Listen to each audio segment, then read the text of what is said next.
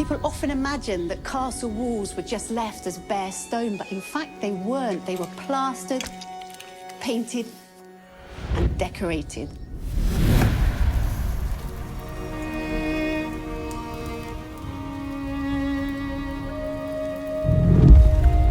The process of making medieval paint begins in a quarry. This is a sandstone with a really high iron content. In it, we find pockets of ochre. This is iron oxide, like rust, and the ochre is one of the main ingredients in pigment making. First, the ochre is crushed into a fine powder. The finer the particles in paint, the better the paint will be. Once ground up, water is added. Then the mixture is sieved. This is the exact opposite of making pasta at home. At home, when you sieve your pasta, you then keep it for your meal. Here, what's going to end up in the sieve will be discarding.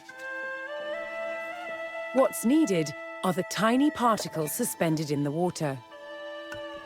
Once it's dry, it's going to look something like this. You can see that all the water has evaporated, leaving just this very fine crust, which will then be ground into the fine pigment which is used to make paint.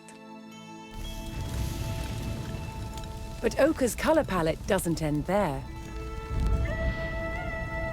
If it's heated, something magical happens. Yellow ochre turns red. And heating it for even longer creates a whole spectrum of colours. It's been burnt for over 72 hours at 1,000 degrees Celsius, and that gives us this incredible purple colour.